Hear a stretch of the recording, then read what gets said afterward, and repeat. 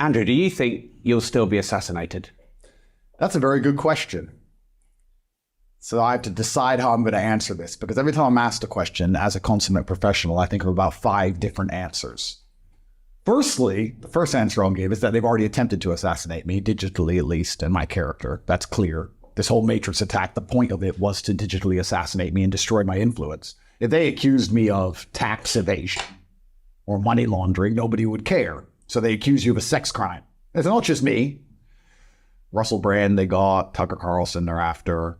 It's the standardized playbook by the Matrix, because they want to prove to the world you're a very bad person. And there's always people out there who are so stupid that they're going to sit and go, the 85th time this has happened, he's a bad person, and they're going to believe it. What's very interesting about it is not only do they believe it, they also conveniently forget about all the actual sex criminals which work inside of the mainstream media and work for the establishment, because they're only mentioned for a day and then they're put away. Whereas people like me, they'll mention that I am a human trafficker every single day for a year and a half. They have not stopped. When Hugh Edwards sends a picture of his ass somewhere, that's gone in 24 hours. Or Schofield, the first question they ask him, how do you feel? Are you okay? Bro, if you work for the establishment, they protect you. And if you work against them, they attempt to digitally assassinate you. So they've already attempted to assassinate me and my character. That's the first thing. The second way I'll answer that question is, there was a time I was public enemy number 1. And I now feel like I'm public enemy number 7. And I think that's because of the election coming up. I'm actually not that overtly political. I think it's pretty clear what my politics are and my overall stance on how the world should be viewed, and masculinity as a whole is something they fear. But I'm not directly political. And I feel like because it's an election cycle, an election year, there's certain other people they might want to put a bullet in first. And you know the age-old adage, you don't have to be the fastest person running from the bear, you just have to be faster than the slowest one. So I feel like perhaps they won't assassinate me this year. Are they trying to put me in jail? For sure. Which I guess is another form of assassination. I mean, what's the point being alive if you're in a cell, cockroaches? And that's done through liberally funded NGOs and the media machine. So for me to answer the question, as a whole, they've already attempted to assassinate me, my character. They're still attempting to assassinate me, put me in jail. Will they put a bullet in me? Maybe next year. But for this year, I should be able to drive my Ferrari, so I bought a couple new ones and we'll be okay. Yeah, because when I first met you, we did the first episode, you talked through the 3 stages. Yep. Counselling, yep. In the media, yep. Imprisonment, yep. And that was about 3 weeks before you went to prison. That's right. I'm on my last life. Yeah. Yeah. Does that not, you're smiling. Does that not scare the shit out of you? It does, because it's, you're on a video game and you're on your last life and you really have to pull it off. And I guess it is scary, but then you have to sit and realize that if you're, am I afraid? The reason I'm not afraid is because I don't see any other choice. I don't see the point in being afraid because I don't see any other option. If you refuse to fight in a war, you don't eliminate wars, you only eliminate yourself. If you have an opponent who is set on attempting to destroy you, and you say, well, I don't want to fight, that doesn't make the war go away. That just makes you go away. And they're coming for all of us. They're not just coming for me. Who's all of us? They're coming for any single person who has a degree of sovereignty about their mindset. They're coming up for anyone who refuses to believe the slave programming, for anyone who wants to have a happy family and a good life, for anyone with any degree of masculine imperative, for anyone who has a degree of individualism. They're coming for all of us, and they're trying to make us all slaves. And I have a massive influence, yes, so I'm a primary target, but they're not just coming for me, they're coming for absolutely everybody else. And I don't see why it would be prudent for me to sit and say, oh, well, they might kill me if I continue to talk, so I'll just shut up, and then maybe they'll kill me later, along with everybody else. I think I'll feel happier in myself knowing that, no, I went down guns blazing. And I think it's pretty obvious now to anyone with a brain what their agenda is. Their agenda is mass surveillance, firstly, because that's how they make money nowadays, via surveillance. Capitalism and surveillance have gone hand in hand, that's the first thing. And second, by extension, is mass slavery. And I know that's coming. So am I afraid? It's kind of like, are you afraid of being struck by lightning if you go outside? What can you do about it? You know, I guess my option is I could take all my money and disappear and shut up. But the war is certain and it's coming for us all anyway. And I've said this on other podcasts, but it's true. You either fight against this garbage they're trying to inject into everybody's minds and you're at war against them, or you believe all the garbage they tell you and you're at war against yourself. If you believe the crap they want you to believe, you're depressed, unhappy, sad, miserable, lonely. So what's the choices? You're going to fight something. I'd rather fight my enemies than fight myself. So yeah, I'm on my last life, and I would never kill myself.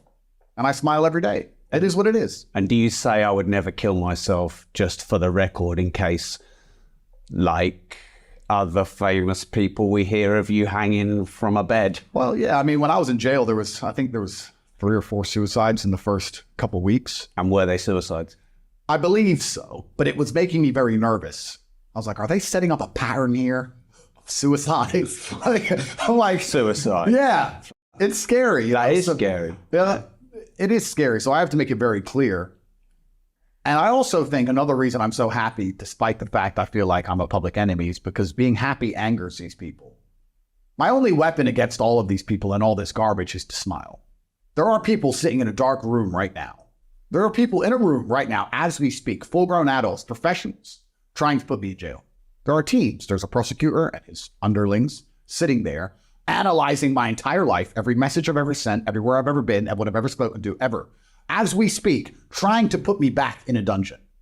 At the same time, there are people sitting around trying to cancel me, get me off the internet, make sure I have no influence, no work. They're sitting there. They've frozen all my bank accounts, have taken almost 20% of my car collection. Almost. They've put me in jail, and they've done all this to me, and they're sitting there trying to attack me, and I smile. That's my weapon. That's my weapon. Take me to fucking jail. I don't care. And that resilience is how I fight against them, because I believe this is a spiritual war more than anything else. The reason they're trying to attack me is because I'm seen as a hero to so many young boys, and that inspires bravery in the young boys, so they're trying to kill the hero. So I can't allow them to make me sad or miserable or depressed. I refuse. I refuse. I will smile in my jail cell. I refuse to be afraid or scared or depressed. Happiness wins. Love wins. I'm happy. Shoot me. I'll smile. If they were to come and put a gun in my face and say, time's up, I'd say, I knew you were gonna bang. That's the weapon. What else am I supposed to do? Are you still having nightmares? My nightmares are gone. And you know what? I'm gonna be very open about this. I'm genuinely sad about that. Sad about what? My nightmares leaving me. Right. Because it was a new level to the game of life, I guess. New experience. It was interesting. It was kind of fun, you know, like before I go to sleep. In jail, I had that. There's my room. I'm glad I went to jail in the winter. I guess it'd be a lot worse in the summer, but there was a really bad infestation of cockroaches, and they were always in the blankets. And when you slept, you got warm, so they'd all the insects and bed bugs and everything would try and attract you. So you'd wrap up and put your trousers in your socks, and I had like a pillowcase I put over my head to stop them getting in my mouth. And like there's insects everywhere. Yeah, it's like I'm a celebrity. They're all over the ceiling. And for a while before I go to bed at home, I'm kind of like looking in my covers for insects and stuff. And I catch myself doing it, going, this is unique. You know, before I go to bed, I'd check all my stuff, and then I get in bed and I'm not relaxed, and I think there might be something crawling on me, and then I go to sleep and I wake up in a panic. But the whole thing to me was I was almost observing it in the third person. I was almost like, oh, cool. This is something I've never done before, and I got a lot of training done. I mean, well, because you couldn't sleep. Because I couldn't sleep. Yeah, so I was like, all right, let me just go bench press another 20,000 kilo. Yeah. Because I'm not one to waste time. I mean, I certainly got a lot of my life in order. And I think the reason I miss it now is because I sleep 5 or 6 hours a night now. But back then, 2-3 hours max. I got tons done. I made a bunch of money. My training was on schedule. Were you able to have your phone in there then and do work? No, it's funny because I didn't have nightmares in jail. Right. In jail, I slept. Yeah. As weird as it is. I had nightmares when I left jail. Right. And thought I might go back any minute. And I still might go back any minute. But now I'm like, oh, whatever. But for the first 3 or 4 months when I was out of jail, when I was having very bad nightmares at home, I was remarkably efficient. I'd kind of I got loads done. So I kind of miss them, and I miss that whole, it was a different way to live. It was a different level to the game. And I think a lot of people would be like, oh no, I'm having nightmares. I have to make them go away. Why? Nightmares aren't real.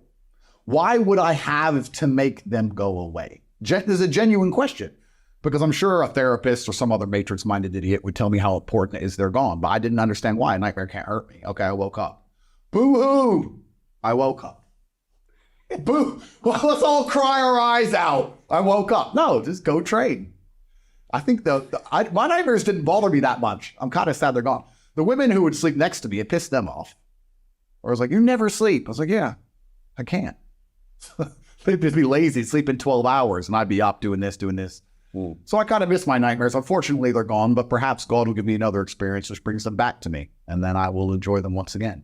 Are you hard on yourself?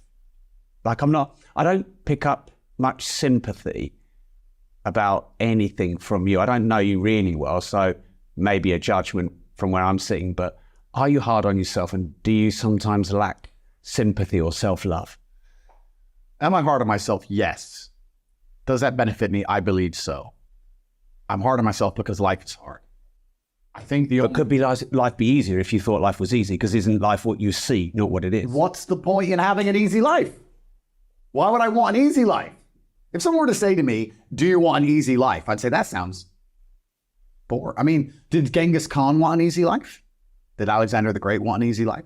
Did any of the men you can remember from history, any of the ones that actually matter, ever want an easy life? If I meet a man and he says, I want an easy life, I just want a stress-free life, I look at him and think, you're born to lose. You're born to lose, sir. You can have your stress-free life, and you can serve me my latte, and you can fuck off. Because you're not made to, life is war. And it's going to be stressful. And life isn't always war. Of course it is. Life is war. Every single aspect of life is war.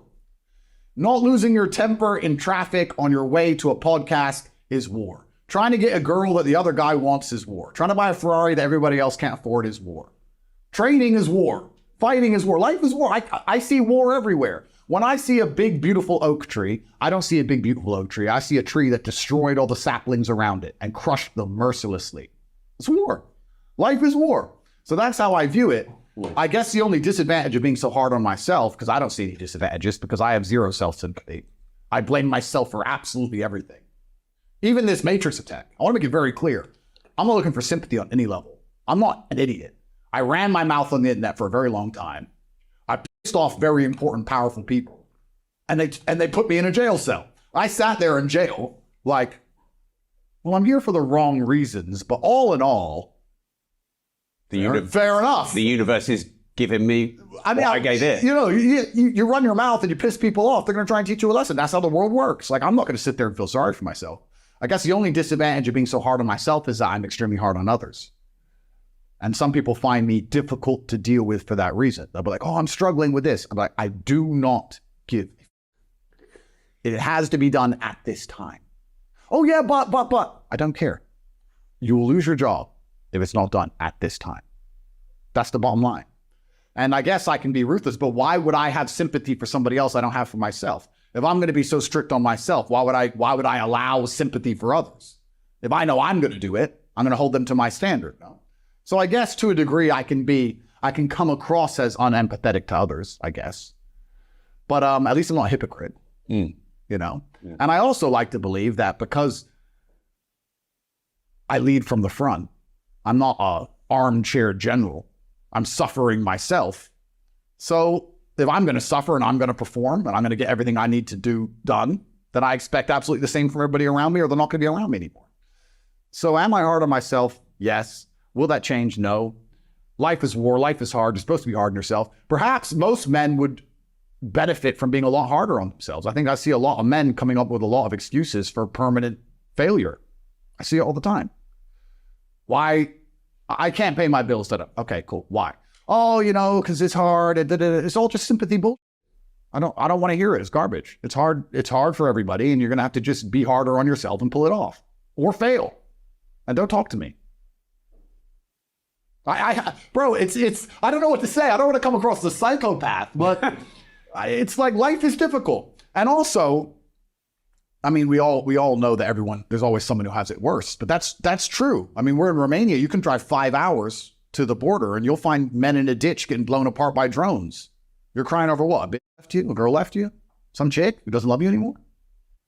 And you're not going to do your work because of it? Well, then you're just born to lose. Why do you call women bitches and hoes? I don't call them hoes. I say a bitch left you, and I say it because if a man's talking about his woman leaving him, I guess it's a detrimental way because he's obviously mad at her. I'm actually going to make this clear. I no longer prescribe to the asinine, the parameters of these attack words they use. These words like misogynistic and homophobic and racist. All these words are just attack. They're weapons. They're weapons. Yes. And they're weaponized so that you don't have an opinion on certain subjects. I have opinions on females and I have opinions on males. I have opinions on cats and dogs and the rain and the sunshine. I have opinions on certain things. And some of them are generalized. I believe in general, men should go and die in a war. Do I hate men? Because I think they should be blown apart. I also believe women can't park cars very well. Shoot me, put me in jail, put me back with the cockroaches. Oh no, he said it. These are my observations I've come through my life.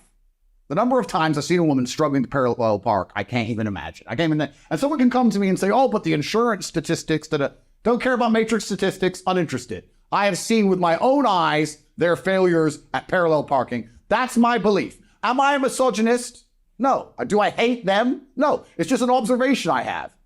And this whole word is weaponized anyway. So I no longer prescribe to these parameters. It's all acidinities, which I no longer prescribe to. I have opinions on everything and everyone. We say that, you say, why do you call women? I just call men kids. I just said you're a loser. I just called men losers. Nobody cares. Nobody cares when I call men losers or brokies. But if I say some woman who breaks a man's heart, oh, she's evil. Oh, then I'm a misogynist. They're a protected class. And I don't think it should be that way. I think that if we're going to live in a society where women are equal to men, which is fine, and they're going to be held, then they should be held to the same standards men are. Huge news, years in the making. My brand new book that my publishers refuse to publish, Money Matrix. Beat the money system and build generational wealth. Understand the 3 main ways that the banks productize you and make money from you. You'll be able to turn that system against itself, build generational wealth and multiple streams of recurring income. It's all at moneymatrix.cash. And if you're quick, the first few hundred registrants and buyers will receive many special bonuses from me. The brand new Money Maker Summit 3-day special event. Meet me at a champagne reception. Meet me at a multi-millionaire networking dinner. Go now, moneymatrix.cash. This is huge. Do you think women are equal to men? In certain respects, women are superior to men. But I think we're very different. There are certain areas in which a woman will outperform a man, and there are certain areas in which a man will outperform a woman. That makes me a misogynist by modern standards because you can't mention the areas in which a man will outperform a woman.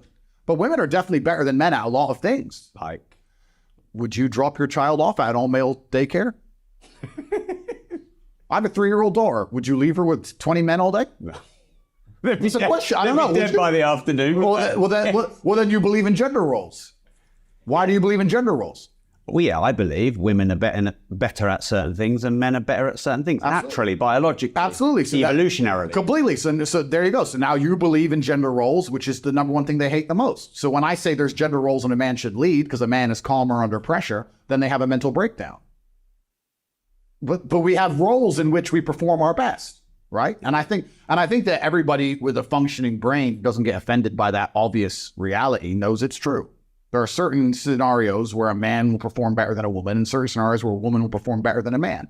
And we exist best as a species when the woman does what she's best at and the man does what he's best at. If you have a tailor and an accountant and they want to open a company together, well, that company will be most successful if the tailor makes the clothes and the accountant does the accounting. It's not going to do very well if you try and mix it up or they start arguing with each other saying, I can be an accountant just as well as you can. And the accountant's like, well, I can make a shirt. Now what? You have a mess. And then they fail. And that's what's happening right now in Western society. Why can our countries no longer compete by basically any metric? Well, because everything's a mess. And you go deeper on the rabbit hole. You ask yourself, are they trying to make this mess on purpose? And then you work out they are. Then you work out who they are, and all these are bully-funded NGOs and why they're doing it, how they're trying to make us all slaves by destroying masculinity. The first thing you have to do if you want to enslave a populace is destroy the people who defend the population, which are always going to be the men, because the men fight. The days of old, they'd come in and just kill all the military-age males. Now they just neuter us. Then you have me. When you say neuter us, you mean remove our masculinity? Absolutely. Yeah, they neuter us. We're now living in a world where if a man is remotely masculine in any way, he's attacked for it. If I say my wife isn't allowed to talk to other men, mental breakdowns. They're about to put me on BBC One this morning, all over the front of the Guardian, whoever watches this crap. Andrew Tate is toxically masculine. He's controlling. He's evil in his heart. Why? Because my woman's not allowed to go party with a bunch of dudes? One, she doesn't want to. That's the first thing. She doesn't want to. Secondly, if I had a wife and she said, I want to go party with Mike and Nathan, I'd be like, who's Mike and who's Nathan? No, you're not. And if she says, well, I'm going to do it, I'll say, fine, then I'm not your husband. Goodbye. I'm not going to attack her. I'm not going to beat her up, but I have standards.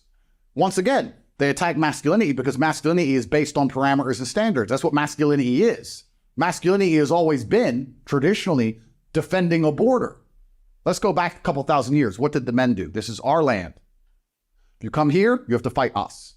That's all masculinity ever was. So masculinity in and of itself is built around enforcing parameters.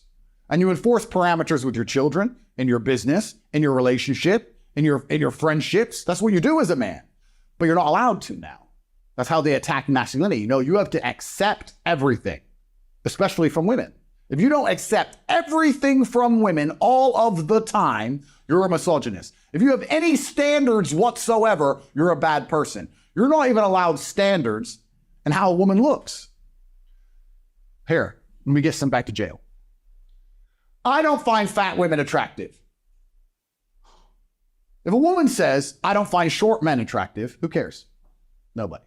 If I say fat women aren't attractive, they're about to put me once again, good morning, fat shaming, misogynistic, that they're going to attack me for having a standard. Why am I not allowed a standard as a man? They have standards. In fact, I'd argue women have higher standards than anyone. Ask the average woman on the street what she wants in a man. The average woman. I don't want him to be short. I want him to be rich. I want him to be smart. I want him to be interesting, charismatic. He has to be spontaneous, and he has to love my family, and he has to love my dog. And then she'll go on for 25 minutes about what she wants. All I'm saying is put the donuts down, and they want to throw me back in jail. All I'm saying is don't eat so much pie. Whole thing is hypocritical, and it's garbage. And that's why this whole misogynistic attack is garbage. And they're doing it specifically so that men don't have any standards anymore. And that's why they're trying to neuter us. Because if you have standards, especially in your household, the number one thing that's going to inspire you to resistance is sticking up for defending your family. By extension, your town. By extension, your nation. If they attack it at the nucleus, if they attack it at the very beginning, if you don't feel like a man in your own house, if you have no control and influence over your own castle, why do you care about what happens to your town or your city or your country? And then they come along with this enslavement and you're just like, oh, well, okay, I guess. And you just sit there and just end up a slave, waiting for the QR code to be stamped on your head, for the camera to detect if you're allowed to walk down that street, or you get fucking a bullet in your head from the robot sniper. That's where it's all going. So they don't like masculinity. Masculinity is no good to them. Masculinity was only good to them if we'd go and die in wars. And now a lot of men have woken up to that stupid. We're not going to do that anymore. And they've got good enough technology, they can just send some planes or some cruise missiles and blow up whatever farmer needs to die for freedom. Some poor innocent farmer who made $3 his entire life, he needs to be blown apart by a $600,000 missile, otherwise you won't be free to get a coffee. So they're going to go do that. So what do they need masculinity for? Because we have parameters. They don't want us to have parameters. They want us to accept everything. And they start with this feminism garbage. It's really interesting because I would argue, and I'm pretty good at arguing. I've been around. I've been around. Has anyone ever beaten you in an argument? No, never. Could anyone? It depends what we're arguing about, but I believe that I can argue even when I know I'm wrong. Who could beat you in an argument? Who could challenge you to a great argument? It's a good question. It depends on the subject. I'm not that impressed by any of these intellectuals we see. So Jordan Peterson, could he out-argue you? Pearson and I have an interesting relationship. I believe the enemy of my enemy is my friend. However, I do believe it's hypocrite. I think it's very difficult to sit and talk about mental rigidity and how you should be a man who is unafraid of the horrors of the world and then end up addicted to antidepressants. I think that's hypocritical personally.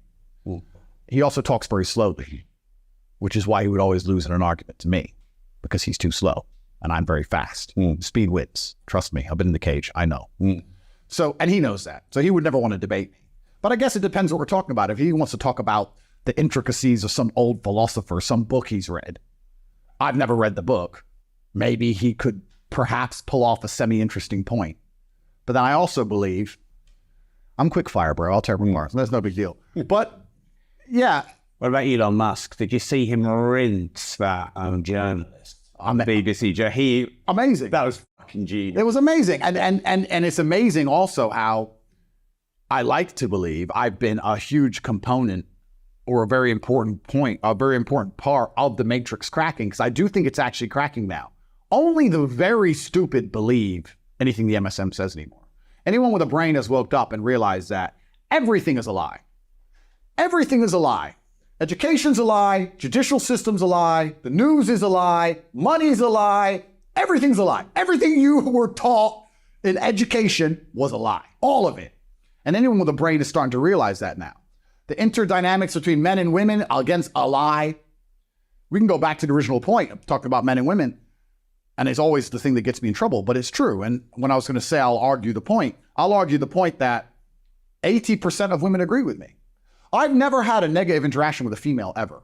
Every single woman who comes up to me, never ever, besides Lucy from the BBC, every single woman who comes up to me on the street says, finally, you're telling the truth. You must have had an ex that doesn't like you. Oh, they all miss me. They all. They scroll Instagram seeing my face endlessly, like, how do I get him back? No. Really, though? We've all been hurt. It's not about being hurt. I'm talking about the fact they try and paint this image of me being disliked by women, and I've never experienced it at all. I get thousands of love letters a week. Thousands from women all around the world begging to be with me. It's the truth. And all I do is say the absolute truth. So once again, we talk about lies. Not only are they lying, trying to pretend I'm an enemy of females, which I'm not, they also lie about how men and women interdynamics should work. They lie about that. They sit and say, no, to keep your woman happy, let her do whatever she wants and let her be basically in charge. Let her run around and do whatever she likes. Let her have male friends and buy her all this stuff. And that's not true. It doesn't work. And it's a psyop on many levels. I was talking to my brother yesterday where I was saying that I believe currently there's this global competition between women who have found themselves a simp of who can cuck their man the hardest on TikTok. These fucking words crack me up. Bro, but it's true. You see these women, they're like, I found my perfect man and he bought me they run around with their phone. Yeah. He bought me all these Louis Vuitton bags. He bought me this car and I'm out now with my girlies for coffee with my allowance and he's going to give me a $3 million wedding and I'm going to wear a white dress. And she's just advertising the subservience of her man. She's just saying, my man's a slave. He's a simp because twice a month he might get lucky. And I'm going to advertise to all the other women on TikTok how well I've got my slave behaving. I'm going to cuck him publicly. And it's like a big global competition. And I see these TikToks of this insanity and I'm like, I'm a billionaire. And my woman, yeah, she's looked after, of course. But if she was running around making TikToks like this, I'd be like, you better delete that account or get a fucking job. I think they're hiring over at McDonald's, young lady. You want to go buy $10,000 bags and talk about that. She's not doing that to show appreciation to her man. Absolutely not. She's doing it to show status to other women. She's showing off.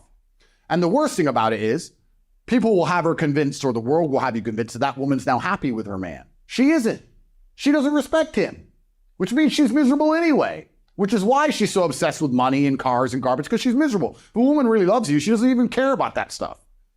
So there's a global competition to cuck your man, and that's part of the psyop inside of the Matrix, because they're trying to destroy the idea of interpersonal dynamics, because that's where happy families come from, which inspires resistance. A woman's happy when she has a man she truly looks up to and truly respects. She's not going to respect you if you're a bank. Take it from a very rich man. If you're nothing but a bank, she ain't going to respect you. If she respects you and gets rewarded and gets presents and is taken care of course. But if you are simply a bank account to her, she's not going to respect you. Why do these rich men's wives sleep with the gardener? It's the gardener. He's broke as a joke because they don't respect you. So all of this is part of the larger psyop. And a lot of women come up to me and sing my praises. Maybe, 80% of the fan mail I receive is from women. What does that do to your ego? Like, does it give you a God complex? Do I have an ego? Of course you fucking have an ego. Of course I do, yeah. Who wouldn't? Yeah. Top G. You know, it's actually kind of cool. The only thing that's kind of cool about it is, if I want to go on a date, let's say, and I don't, because I've settled down now. I've got my wives, so I've settled down. I found, 11 good ones and I'm done. I'm a loyal man. But let's say I wanted to go on a date. It's kind of cool because I remember days of old where like you'd have to go on a date and you'd have to sit and like talk and be interesting. You'd have to be like, oh, so tell me again about your job. What do you do? Oh, marketing. Wow, that must be hard. That's definitely not a diversity hire. Tell me more about, what do you do? 3 emails a day. Interesting. So you have to sit there and talk crap. It's kind of cool when you get to this level because you have all these women just saying, you're the king of the world, you're the king of the world, and they know everything about you. So if you want to go on a date, you just scroll through the pictures and go, okay, you, this time, this place. And they'll show up and you'll just sit there and I'll usually come with the guys because we'll be doing something else. I'll just bring them along by proxy. Like, oh, yeah, we've got a poker game. So you just, nice to meet you. Okay. But wouldn't you be interested in more about a woman just the way they look on Instagram? My point is they know everything about me already and they're already in love with me, so I don't have to talk to them. Unless I want to. Don't you want to talk to them? Sometimes. Sometimes I don't. But it's kind of cool. It's just like, but is that it's done. It's all done. Is that not too easy? That's not war for you. Maybe you need to really fight for all and have war and then appreciate it more. I have enough wars. The last thing I need. But you said everything is war. It is. It is. You're right. So women are too easy for you. Well, exactly. So I've retired. It's conquered. It's done. It's done. It's done. There's not a woman alive I couldn't say, you know what, you're beautiful this time, this place. And she wouldn't show up. And I'd be like, okay, very nice to meet you. My wife wouldn't. Good. Because we've had hours of conversations of me coming out here. Because she's in love with you, so she shouldn't. Right. But my point is, if I decided I wanted to court a female, I would have choices and I wouldn't have to sit and date effectively because you get to a certain level of status where they're just chasing you, and that's fine. And I'm not saying this in a horrible way at all. In fact, I actually really like it. And I actually really respect when a woman will turn up and she knows everything about me and she likes me and she wants to be with me and it's all done. It's a done deal. Good. Nice to meet you. Nice to meet you. Done deal. Boom. Cool. And I just get to play poker with my friends and it's done. That's cool. But I've settled down. But so will you be flippant when you said 11 wives, or have you got 11 wives? I can't let the Matrix know everything. Because there's always going to be. It's all attack vectors. Yeah, I have to smoke screen because it's all attack vectors, and the largest attack vector for a man will always be women. I don't know if most men understand this, that the easiest way to get a man in any regard is a woman, because women have basically no OPSEC in general. Explain no OPSEC, sorry. They have no operational security. They have no OPSEC. So if my brother and I go somewhere, I know that unless I want people to know I'm there, no one will know I'm there. If we bring either of our girlfriends, sooner or later, if it's the corner of a cup on an Instagram story, or pizza box. Or yeah, that's right. Yeah. Do I get that one? Yeah. No, that's true. But they knew where I lived anyway. I didn't get raided for pizza. They knew exactly where I was. But women aren't very good at operational security, firstly. Secondly, women are easy to scare, as they should be. So if you need to, your woman can love you with all her heart. But if they want to find out where you are and they kidnap your wife, she's going to tell them. Yeah. Of course she is. If the police interview her, she's going to tell them. Of course she is. Women are the attack vector. And I'm talking about this from a law enforcement perspective. I can also talk about it from my previous life. If I had an enemy and I wanted to get hold of him and I couldn't get hold of him or I couldn't find it, we'll just find his chick. She'll tell us. Or you at least watch her. Yeah. She'll give it up. Every single time she'll make a mistake. Because women don't have this combative mentality. And I wouldn't want a woman who does. Because that's a man. Because that's a man. But you don't want a man. Exactly. You want a woman. Yeah. So I'm not not being misogynistic. I'm saying that the kind of woman I like who's truly feminine, who I'd want to be with, is a primary target. Law enforcement know this too. Law enforcement will arrest a man. Let's make up a hypothetical situation. Hypothetical. Let's imagine there's a guy called Top T. Top T is arrested. Top T is accused of human trafficking. He's accused of human trafficking because he told 2 of his friends what hours to post on TikTok. Matrix attack, garbage. The law enforcement know it's garbage. Everybody knows it's garbage. The primary objective in this hypothetical story is to put the man in jail, use the media machine to slander him, and to drum up a real case. Because he's now in jail, they've got some months to find something real. Because all they have now is TikTok is stupid. So they call all of his ex-girlfriends or every girl he's ever interacted with, and they sit down and say, were you a victim of Andrew? And they say, a victim of what? He never did anything to me. He never hurt me. He never hit me. Ah, but did he manipulate you? What does that mean? Manipulate me to do what? He took me to dinner. What do you mean manipulate? Then what they do is they bring out a league table in this hypothetical scenario. They bring out literally a league table, a spreadsheet. After going through this imaginary person's bank accounts, saying, well, where did he take you for dinner? Here. Oh, where else did he take you? Here, here, here. Okay, that he spent maybe, I don't know, 8,000 euro on you. Do you know he bought this girl this?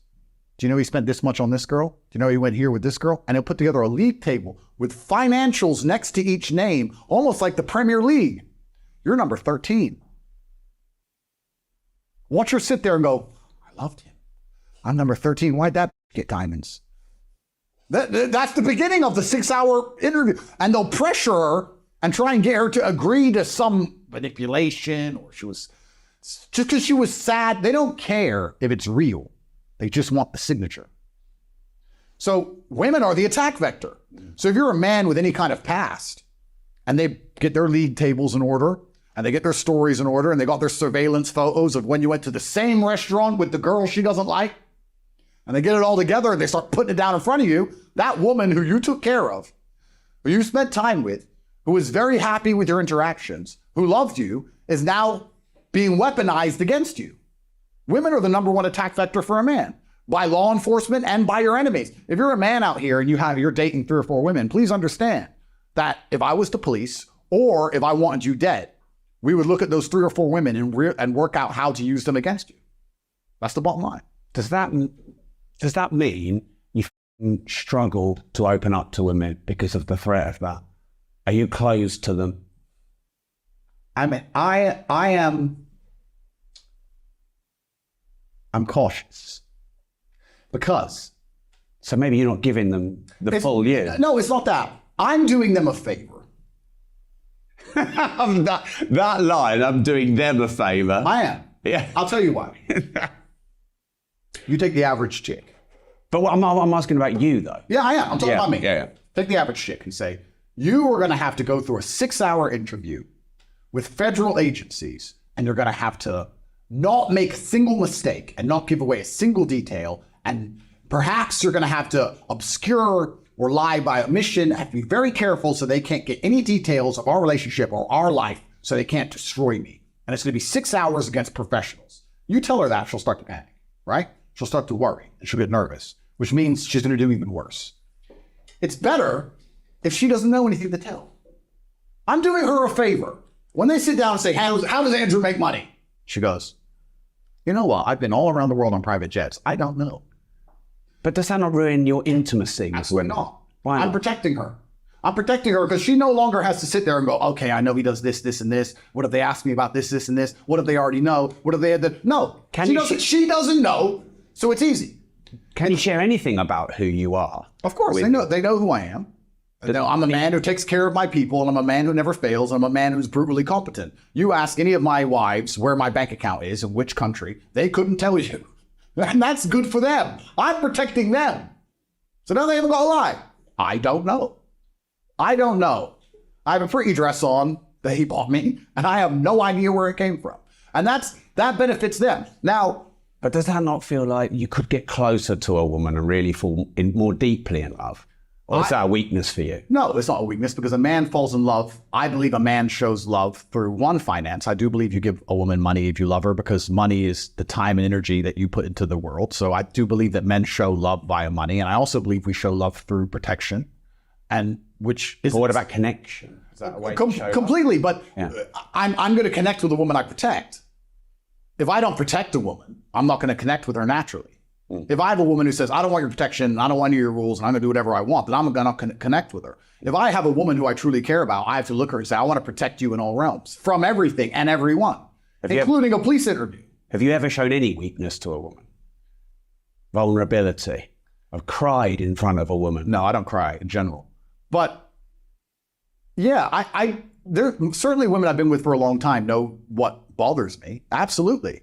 And you're okay with that? Completely. But I'm saying that I'm not going to put her in a position where she needs to rely on her quick wit against a federal agency or her quick wit against anybody else. I think that would be irresponsible for me as a man. Why would I do that? I think the most responsible thing I can do is to have my woman live a princess life and be taken care of and for us to be in love. And if she ever ends up under pressure, she defaults to the truth. Because people say women are fantastic liars. I'd argue the opposite. I think women are terrible liars. No woman's ever managed to lie to me. It takes 3 seconds to tear their lies apart. 3 seconds. So women can't lie. So just sit there and tell the truth. And the truth is, I don't know. I don't know.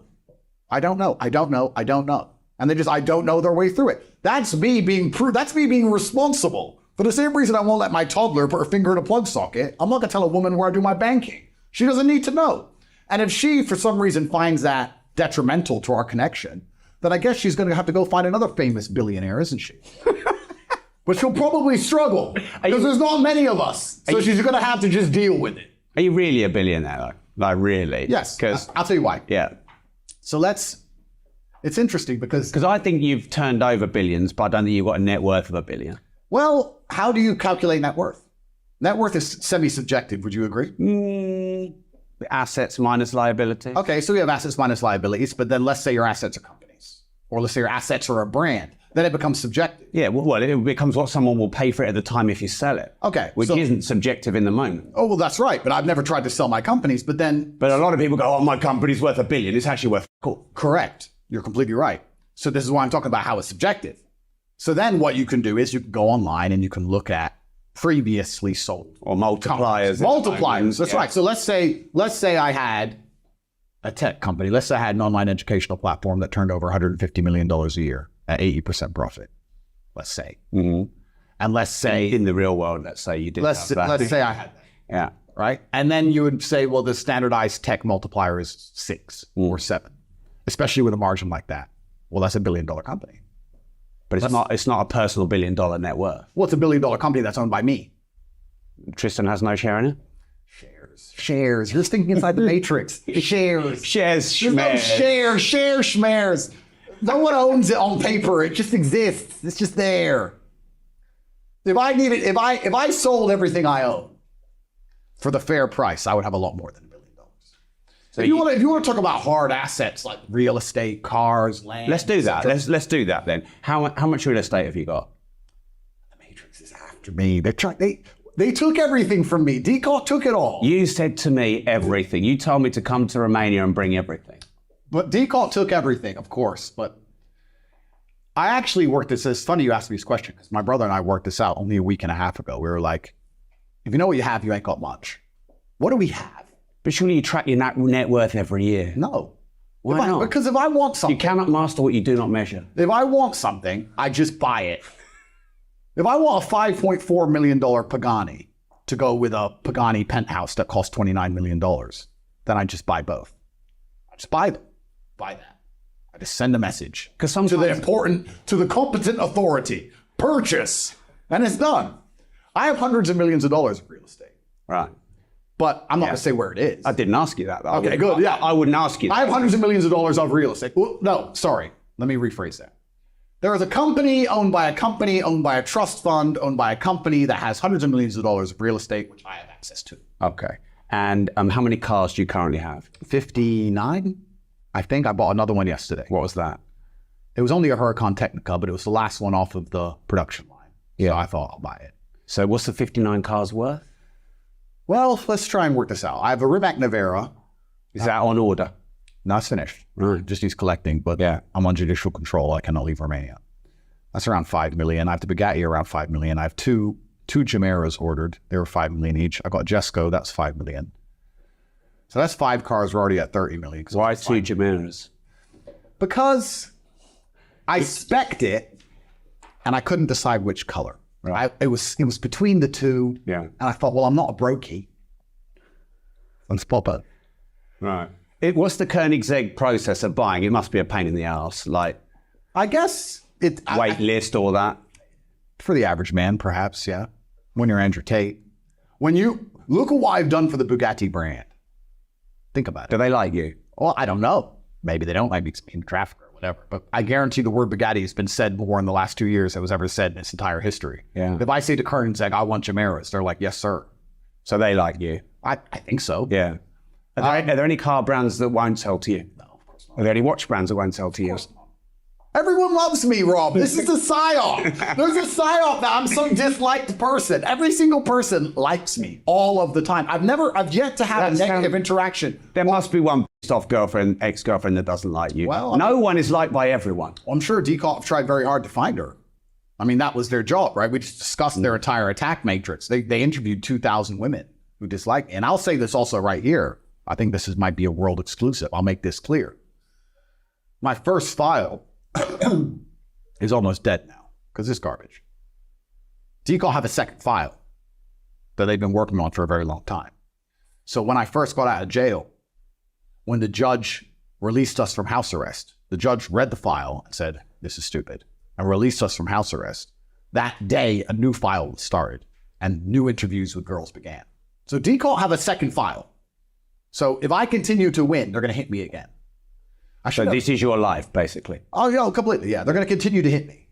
Am I ever going to get out of Romania? I don't know. But they've been interviewing girls for that. Now, the girls I know who have gone have all called me after saying these people are crazy. They tried everything to get me to sign a victim paper, and I wouldn't sign it. Those are the girls who told me after they left, but those are the girls I have good relationships with. Did a girl go who I have forgotten about and sign a paper saying she's a victim of, I don't know, being bought too many nice dinners and then not call me after? And will I find out about that when they come and raid my house again and throw me back in a jail cell with the second file? Perhaps. Life is war. What can you do, my friend? I'm a 37-year-old man. I'm also exceptionally handsome. I have ex-girlfriends. That's life. And at my echelon, they're going to attack you via the females you know. And I'll argue here, there's not a single 37-year-old man you can find on the planet that doesn't have a pissed off ex-girlfriend somewhere. So, yeah, do I? Probably. So everyone probably. likes you except your exes. Well, no, the point is that's why this attack vector is so deadly. That's why it's so effective. If they sit a woman down, again, hypothetical scenario, top T, one of his girlfriends gets called, goes to there, sits down. She calls him after and says, they were telling me that if I'm a victim, I get compensation from you when you're found guilty. If I'm a witness in your defense, I have to pay my own legal fees. And they were trying to tell me I need 100,000 euro to not be a victim, but I'll get paid money if I am a victim. Now that is a lie. But that's what the authority were telling these girls to try and get them to sign pieces of paper to try and destroy my life in this second file, this imaginary second, top T's, imaginary scenario. So is that scary? Yeah. Do I have ex-girlfriends who are pissed off at me? Probably. Have they been found by authorities and tracked down and pressured into signing pieces of paper saying they're victims of God knows what? Maybe. You can go deeper down the rabbit hole. What is human trafficking? I was interested to talk about this all the time. We're like, okay, so we're accused of human trafficking because they're saying that we told girls to post on TikTok at certain times. So we controlled them via the Loverboy method, which means we controlled them via being nice. So we were nice to people and nicely asked them to nicely post on TikTok to steal the money from TikTok, right? That's human trafficking. How is any boss of any company not a human trafficker? Do you nicely ask your staff to do something at a particular time? Sometimes I not very nicely ask them to do something. Well, you're in a lot of trouble, sir. Because do you do that for financial gain? Of course I Is that person a woman? Sometimes. Jail! You have a penis, she has a vagina, you influenced her and manipulated her, she has no sovereignty at all over her own decisions. You trying to cancel me? Sir, you are human, but this is the bullshit, it's complete bullshit. So then you sit there and go, okay, well, how did I manipulate her? Well, because you're a man and she's a woman. Well, then you're a misogynist because you're saying women have no agency and can't make their own decisions. Why can't a woman say, I've decided I want to listen to this man as my boss and make money, or I've decided not to do as this man says? You're saying that women have no control over their own minds and every single thing a man says to them, they obey like slave robots. So you're a misogynist. You are calling women stupid. So why am I under attack for being a misogynist, for believing that a woman can work for a company and decide if she wants to do what she's supposed to do on time or not? How does that make me a misogynist? Are you f***ing angry? I am amused. I'm deeply amused. I am deeply amused by the state of this world. I think there's anger in there. Oh no, I'm an angry person because anger is a fuel, and that's how I get so much done. But I'm not angry in a negative sense. I actually think anger is a fantastic feeling to have. I would be worried about myself if I wasn't angry. I'm angry all the time, yes, but I was angry before all this garbage. But I'm genuinely amused at the state of the world where we're going to have this hypocritical frame of society where women are perpetual victims and everything a man does to them wasn't their fault. And every single decision they make was a man's fault at some point. Because 5 years ago they had sex with a guy, which they now regret, which is the man's fault. It wasn't their decision. And they're victims who should be protected and believed in all regards. And if a man does anything to them, he's a human trafficker. At the same time, they're fierce and independent and they're equal to men. In fact, better than men in everything. And we've put these two frames together in the same society. And we're sitting here going, so if the truth is, if a woman can't be trusted to make her own decisions, she should be listening to her father. I guess.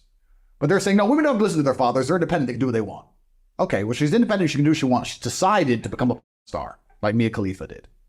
And then when she regrets doing porn, she starts doing videos saying, my manager tricked me.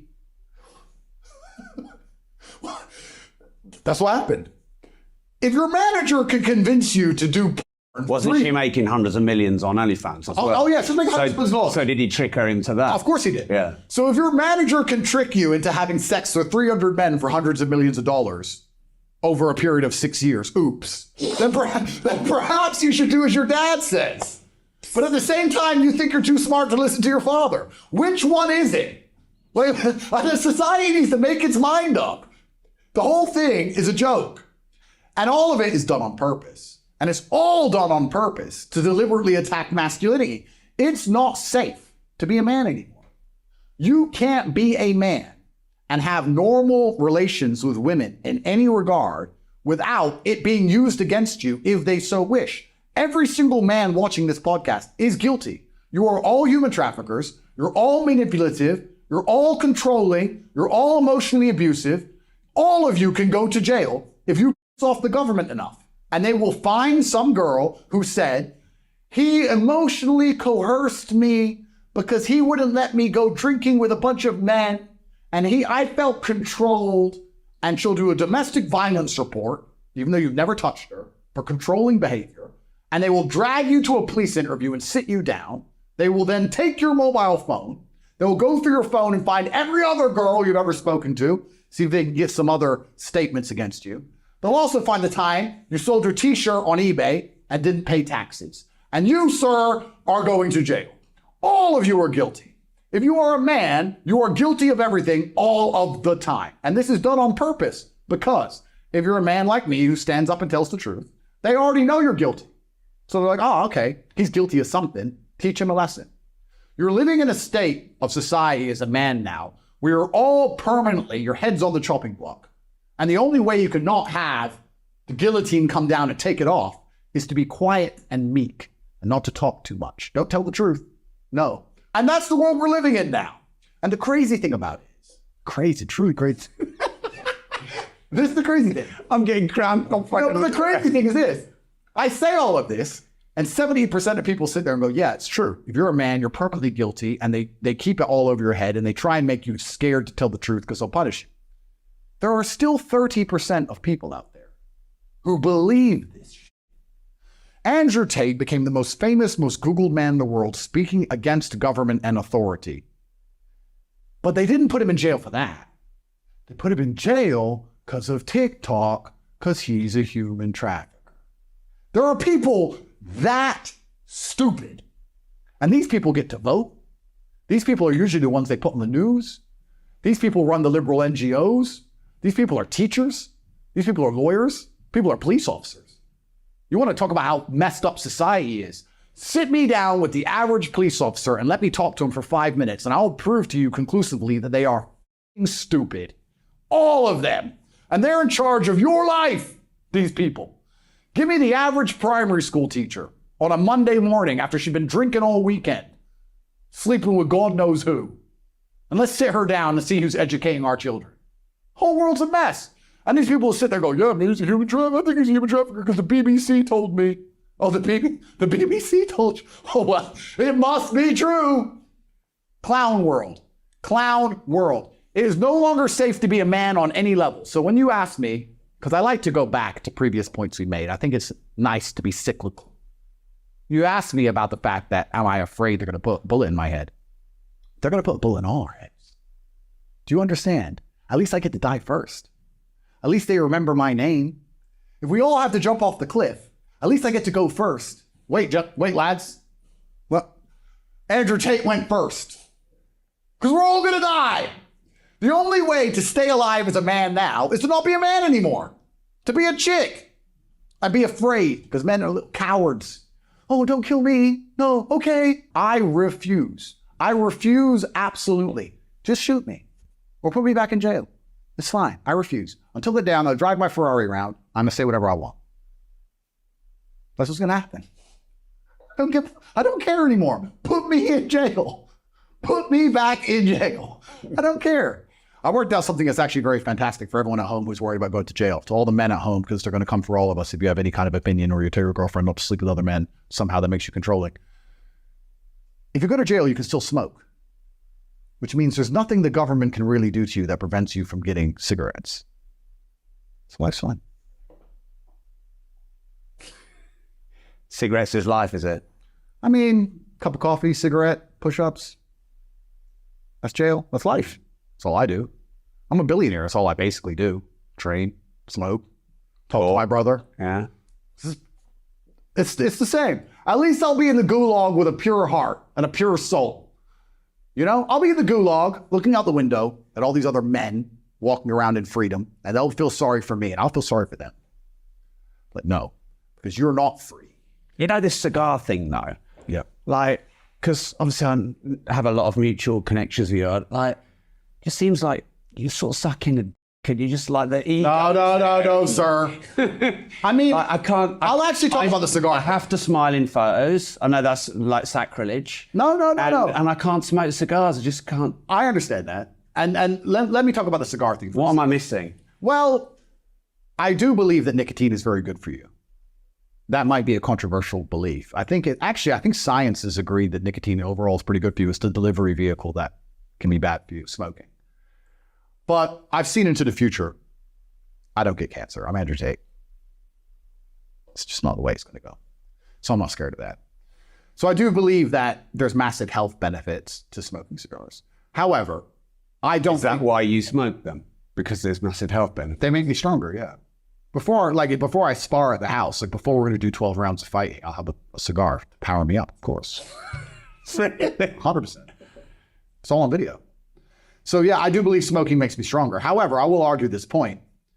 I do think it is the juxtaposition of things that makes them interesting. Do you feel responsible for saying that? Bearing in mind, probably a lot of people are now going to smoke 40 a day before getting this is the point I'm going to go into. Yeah, okay. I think it's the juxtaposition of things that make them interesting. So if someone wants to start smoking cigars because of me, I would argue, which will be a lot of people. Well, then if they don't look like I do, they're a fool. The reason me smoking a cigar is cool is because I'm in better physical condition than most Olympic athletes. I look better than most Olympic athletes. I'm on 0 steroids, 0 drugs of any kind. I take 0 protein powders. I don't take creatine, nothing. I eat steak. I smoke cigars. I drink coffee. That's what I do. Do you know one of your best friends called me gay for ordering broccoli? I have nothing against broccoli. No, but he called me gay. Should punch him in the face. I should have done. He's an ex-UFC fighter, so I thought better. Oh, I think I know who you mean. You do. I know who you mean. But if you're in fantastic physical condition and you smoke a cigar, it's cool. If you're fat and out of shape and smoke a cigar, it's not cool. So I think it's a juxtaposition of things that make it Context. It's context. Like I smoke a big fat cigar, but I also look like an Olympic athlete. If I lost all my physical conditioning and lost my body and lost my prowess, would I stop smoking? Yes. So I guess to smoke cigars, you should earn it. And if you can run a marathon, like I could right now, without anything, give me shoes, I'll run a marathon. If you can fight 15 rounds, if you can kick the shit out of people, then you can have a cigar, of course. I'm sure LeBron James or whatever could smoke a cigar. I'm sure Ronaldo can smoke a cigar. He's Ronaldo. But if you're not in that shape, then you shouldn't be smoking them. A cigar should be earned. So I'm allowed because I'm superhumanly strong. I'm allowed because I'm a superhero. The last superhero. The current superhero of Earth for all the children is Andrew Tate. I am the superhero, so I'm allowed. And if you're not a superhero, you're not allowed them. There. I'll fix it. Done. Officialized. So yeah, I think, but I do think smoking's good for you overall. Okay. So when we were talking before I came out here, you said you were pissed off with yourself because there's things you really wanted to say and you didn't or couldn't say them, whether it was lawyer's advice or... Yeah. And you said to me, I'm going to say them to you, Rob. Yeah. What are those things? You know what's interesting?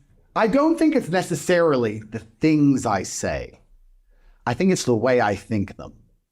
For a while, a lot of people think I'm crazy. They don't realize I've actually heavily sanitized myself.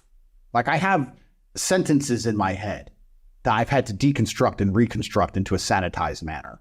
Most people are not ready for me to say things the way I truly think them. And I've been, so far, being a bit more open than I've had to be previously. And I also want people at home who are watching this to appreciate the risk I'm taking, even doing a podcast. Like in my legal situation, I'm not supposed to be talking to anybody about anything. PR, lawyers, everyone sit and say, Andrew, just shut up until you get out of this. But that's what they want me to do. It's maybe let me self-analyze. You can be my psychotherapist. And what were you pissed off about yourself? Because No, I'm pissed off because maybe part of me, I don't know if it's the masculine essence or I don't know if it's the childishness. You know when someone says, don't touch that ball? I want to grab it. So you know when you come out of jail and they're like, don't do podcasts, don't make fun of the police, don't tell them you won't shut up, don't say women can't park. Andrew, it's very important, don't. You're like, shit. And you think about it. There's definitely a part of that in me. I don't know if I'm childish. I don't know if I don't think it's arrogance. I think also there's a masculine essence to it. Don't tell me what to do. So I'm pissed off because I'm very constrained. For a year and a half, my life has been constrained. By extension, the things I can say have been constrained. And not only the things I can say, but the way I say them has been constrained. And I feel very frustrated with that. It's very frustrating.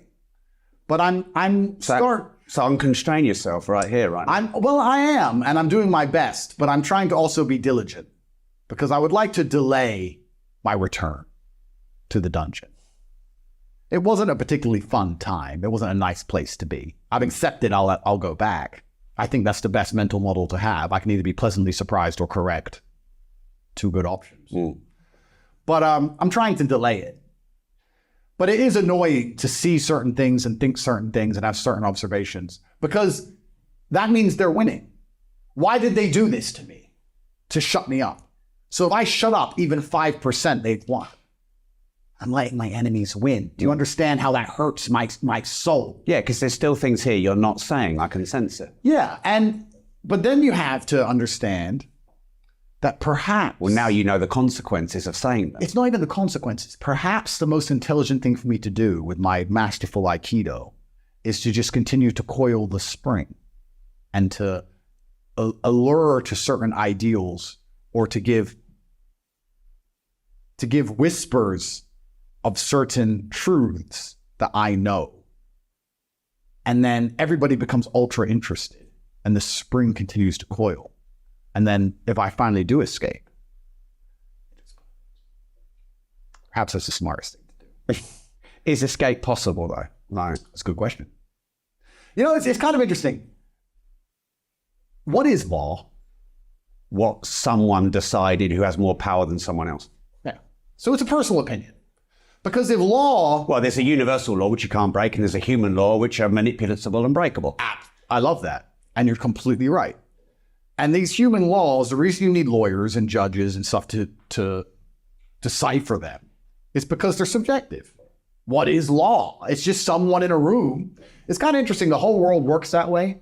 What is education? Someone in a room deciding something. What is government? Someone in a room deciding something. What is a company? Someone in a room giving orders. What is law? Someone in a room. Who's in that room? What did they decide? What even is any of this? All of it is so subjective. It's all smoke and mirrors. So it is a very interesting experience because I'm going to give some credit to the Romanian state. With some of the decisions I've seen in the West now, I feel like I have a fairer shot in a Romanian court than I would in an American court. Like what? I think Trump just had to pay $90 million to some woman who lied. Something insane. So with all this, then you start to go down the rabbit. Okay, so which courts are fair? So do you think you'd be more if in the UK with what's going on with Russell Brand and people like that? Well, the UK government hates me. They talk about me in Parliament. Members of Parliament stand up. Well, I mean, they tried to ban you from the entire school system, That's isn't right. it? They stand up. Members of Parliament stand up and say, I'm public enemy number one. Not the knife crime, not the stabbings, not the robberies, not the drug dealers, not the Range Rovers that go missing 10 times a night. No. Andrew Tate said women can't park. Put him in jail. So then you have to ask yourself, well, if members of Parliament hate me and talk about me in question time, would I get a fair chance in a UK court? Do you think I'd get a fair shot? I think that's why you're in Romania, personally. Well, then who told Romania to do this to me? So you don't think Romania is doing this to you? The rabbit hole is deep. Whispers of the truth. The coiled spring for the big explosion. The big explosion of... I want to push you, but I don't, because I respect the fact that you're giving me a lot of time. Yeah. But I've got to do my job, haven't I? Oh, absolutely. But I'm just saying that you when you end up in a position like mine, you realize how subjective all of this stuff is. Well, life is, isn't it? What life is, but it's kind of funny because people have said to me, but Andrew, you're innocent. You have a lawyer. I'm like, are you dumb? Like, they think a lawyer, innocence, they think these have anything to do with a Matrix attack. Doesn't matter if you're a lawyer, it doesn't matter if you're innocent, it doesn't matter what the law says. That has nothing to do with a Matrix attack. And at a certain level, the judicial system just becomes a play. Maybe if you're insignificant, you're a nobody, you can walk. But if I walk, there are massive repercussions for countries, for federal agencies. There's repercussions that span the globe if Andrew Tate walks from this Matrix attack. So then you have to sit down and decide, if you were in charge of all this, would you rather the reputation of a country and the reputation of its federal agency be decimated, or would you rather one man do a couple years in jail? What makes more sense? Because the world's not fair. Life's not fair. There is no justice besides God's. None of it's real. Right? So then you have to also understand. So just jump in. You say that like it's their fault, but you also own that everything you said brought you here. So which is it? Are you responsible for you going to jail for everything you said, or are they responsible for being the Matrix and trying to control you? Well, that's a good question. But I will answer, I'm responsible because that's my mental model for everything. Whether I am truly completely responsible or not is a different debate. However, my mental model is every single thing that happens to me is my fault. All of it. If it rains, it's my fault. That's how much control I want over my life. Because if it's not my fault, I don't have control over it. If you want to absolve responsibility, then you absolve authority over it. And that's what a lot of men make the biggest mistake. Oh, it wasn't my fault. Well, now you can't fix it. So it's my fault. It's my fault. I didn't have to be so devilishly handsome. You can't help that, but you can't help what you say. Well, you can't help how you... But there's also a huge, I'll make this very clear, there is a huge degree of jealousy wrapped up in this Matrix attack. If I was some short little dork and broke and said the same things, nobody would care.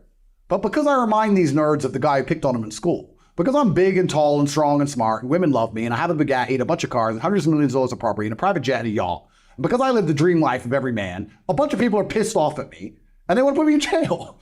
Of course, there's a huge degree of that. I didn't have to be so monumentally successful and brash, but I decided to be. So I take responsibility for all of it. And also, I'm not a perfect person.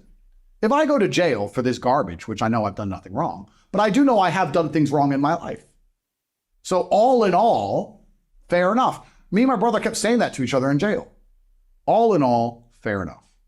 You know, we're here for some garbage, complete garbage, yes. But when we were 19 and we were drinking WKDs in Liquid Nightclub and that guy bumped into us and we were a bit drunk and he ran his mouth and we took his teeth out, was that necessary? Really? Or were we young and stupid? We were young and stupid and we hurt some guy bad. So all in all, cosmic justice, put me with the cockroaches. Whatever. I'm not a perfect person. I'm also not a coward. I'm not afraid. Yeah, it would be, but I'll get stories. I'll come out and do podcasts. What am I supposed to do? So I'll take responsibility for it. But I also understand why there's people in rooms right now sitting there frustrated that I'm not in jail. Because these people are analyzing my life forensically. And they're like, damn, I'll never be him. I will never have a fraction of his capability or his finance. The way these women stick up for him and adore him, my wife would never stick by me like that. I hate him. I get it. I totally get it. Yeah, and that's my fault for being so... Why do people hate things that they see in others that they actually want themselves? Well, I think that envy is designed to motivate, but the Matrix has taken envy and it's corrupted it. So I've told this story on other podcasts before, but I've been an envious person. I've told this story because it was so pertinent to me about how most people don't care. I was walking to school. I was walking to Sixth Form College in Luton. I was 16, 17 years old. And I used to have to walk about an hour each day to school. And it was raining and I was walking. And I was walking with three of my friends in a Ferrari. It was an F430, I think, pulled up at the... That was my first Ferrari. That one. Yeah. Pulled up at the lights, made a bunch of noise, and I was standing there and I watched it. And then the light went green and he tore off. I said to my friends, I was like, bro, how do we get Ferraris? And he's like, what do you mean? I was like, my mom is on a council estate, single mother. She raises 3 kids on 300 pounds a month. We can barely afford food. He has 200 grand for a car, liquid for a car. Something is broken. None of the teachers at school have Ferraris. None of our university professors have Ferraris. No one else I know has a Ferrari. What do we have to do to break the matrix and find the money? This is all a lie. I want a Ferrari. And my friends were like, don't know. That's why I have Ferraris. Wrong friends. Well, no, that's why I have Ferraris and they don't. That's why I now have 33 Ferraris. Because I was envious. I was envious of this man. Most people don't care. But you turned envy into learning how to figure it out. Well, I turned envy into anger, and anger is power. But what we have people doing now, because they don't believe in themselves, because the matrix has dampened their soul when they feel envious, because they want to level the playing field, which is all envy is. Instead of trying to elevate themselves, they try and drag others down. So when people look at my life and they're envious of me, what they should say is, he's truly from the most humble possible socioeconomic beginnings. He is a person of color from a council estate, a single mother household. He is the bracket of criminal, human trafficker. He's at the bottom, and he made it up to the highest echelons. He's on the phone with Elon Musk and is a billionaire. If he can do it, I can do it. But they don't believe in themselves. So what they do instead is, well, I want to level the playing field, so I got to drag him down. And they do that primarily through character assassination. That's what they're going to do. Well, he has all these things, but he's a bad person. I'm a good person. And it's the matrix, so they don't believe in themselves anymore. So envy, when you're trying to drag others down, is actually, it's just laziness. Because you feel envious, but you don't have enough fire about yourself to go out there and attack the world and equal the playing field with vigor. So you want to equal the playing field by dragging someone else down. It's just laziness. Lazy people act that way. People who are not lazy would see me as an inspiration. But inspiration is only envy. That's all it is. Yeah. So I think humans are designed to be envious. And I think the correct mental model for envy is inspiration. And the incorrect mental model for envy is going to be attempting to attack someone's character. And I guess it's a survival mechanism. If you see your opponent has 3 rocks and you only have 2, you want 4. Otherwise you're going to lose. Is that why you have 59 cars? Well, in case I might have to race, my friend. You said you only drive 4 of them. I've only got 7, but they're all in the garage at the same time. Broken. No, I'm joking. No, but you know what? I bet most of your inner circle haven't got as many cars as I have. Oh no, you're completely right. Yeah. And but they all go wrong all the time, and only 1 or 2 of them actually want to drive. Correct. And it's funny because I have so many of the same car. Like I have 3 SF90s. All 3 currently have a warning light. I have 4 765s. Only 1 of them's working. Bro, so it's a nightmare. And then you've lost it for a month because it's got to go back to the garage, and then it's a 25 grand bill for a correct gearbox you don't need. Correct. It is a nightmare. The reason I buy so many cars is because I'm passionate about cars, and I guess you say I'm very hard on myself, but I like to spoil myself with cars because I can't think of another way to spoil myself. Clothes, okay, you buy a wardrobe of clothes. How many clothes do you really need? Diamond watches, okay, I had 30 diamond watches. Boring. Let me ask you about this. What's there to buy? Besides cars, please, you're another very high net worth individual. Please correct me, because I buy a new car every week because I'm bored. What else am I supposed to buy with all my money? Yeah, cars, watches, clothes, assets. But assets is work. Experiences are great, but I'm locked in remaining. You just buy cars. Nothing else to do. I bought like 40 cars since I got out of jail. There's nothing to do with 30 cars, whatever. Is this like car collection. Have you bought a lot since coming out of jail? Oh, yeah. So is this a reaction to it? It's like... You know, it's funny. When they raided my house, the first thing the police said is, "Where's the Bugatti?" First words. It's almost like the Romanian state just wanted to steal money. Interesting. Anyway, back to jail. When they raided my house, I have a safe, and I have all my diamond watches in a safe on a spoolie thing, and it's bulletproof glass and blah, blah, blah. And they're like, "Open the safe." And I was like, "Well, what happens if I don't open it?" And Mr. Ski Mask with the shotgun, he says, "Well, you're going to jail. So it doesn't matter if it takes us 3 months with a chainsaw. We're getting in that safe, and we're going to destroy your house while we do it." I was like, well, that's a pretty valid point. Time is the fire in which we all burn, including a safe. I mean, it can hold someone out for a certain amount of time, but I'm sure with months of time, they'd get in.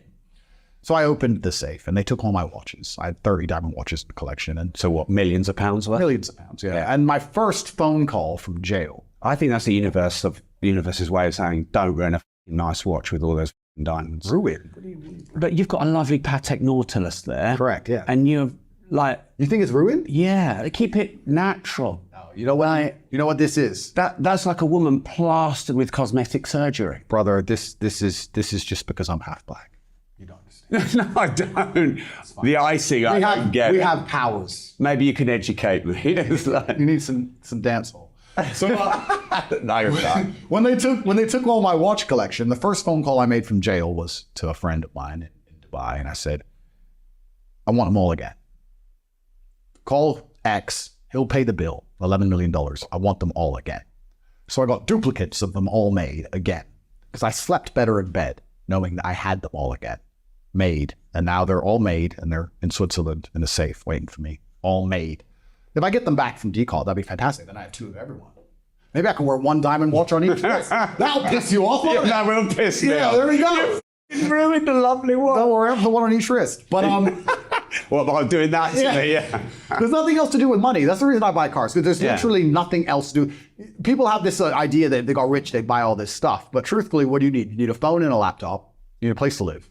That's life. And then you have some clothes, you have some watches, and you have some cars, and that's it. There's literally nothing else to buy, so I just buy them all because I'm doing okay.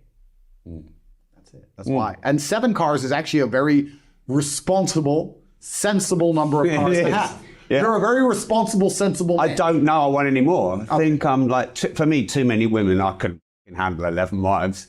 No, I can't handle 1. But yeah, 7's a good number. It is. And yeah, I guess I'm just, I wouldn't say irresponsible, it's the wrong word. Are you a hedonist?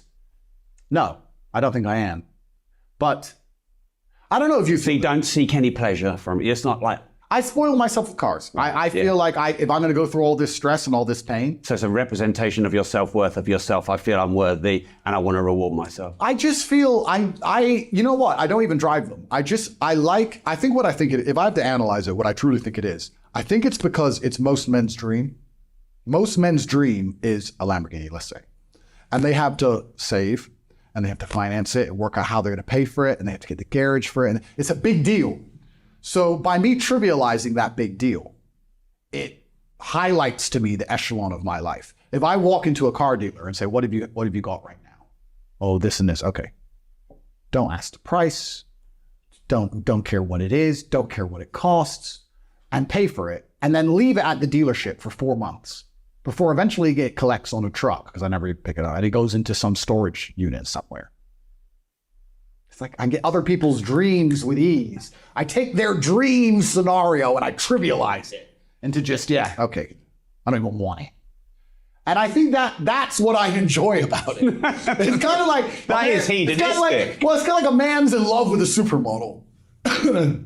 I love the supermodel, and he writes on her Instagram, and these dudes, this is real. A man's in love with a girl on Instagram. She's got 3 million followers and she's beautiful, and he's liking her posts and writing underneath it, and he's inboxing her and she's not replying, and he's obsessed with her, and I'm like, yeah, okay, coffee. Fine, Tuesday. Do I really want to talk to her? No. But this man wants it so bad that I have to make it so ridiculously easy. I guess it's kind of like a peacock putting up his feathers, you know? Or a lion saying, don't come near my territory, don't come near my tree, or I'll annihilate you. It's the same in a fiscal stance. So I just take other people's dreams and I reduce them to nothing, to dust. And then I put it in storage. And then I forget that I even have the car most of the time till I'm reminded it needs a service. And then I'm annoyed I have it. Well, that's a headache. Then it gets serviced. Then it goes back in storage. I just take other, maybe I'm a dream catcher. I take other people's dreams, take them all, put them in a big warehouse. Take warehouse. And then these people get mad at it. Some people listen to this and are inspired by it. Some people get mad. And those are the two camps. The ones who believe I shouldn't be in jail and the ones who rejoice when I go to jail. The ones who rejoice when I go to jail, though, don't understand a very important part of this whole equation. Is that jail makes me stronger. Well, I was just going to say, they don't understand the balanced upside of going to jail, because everything has a balanced upside. There's no light. So they think exactly. They think it's bad, and you're getting all the good from it. Oh, absolutely. Yeah. They're like, oh, he went to jail, ha ha ha. Yeah. But it makes me a stronger version of myself. I build mental resilience. More people talk about my case. I become more famous than ever before. Oh, for your fame, jail was the best thing for you. End of. All I had to do. They just did you a massive favor. Thank you. Have you seen Star Wars?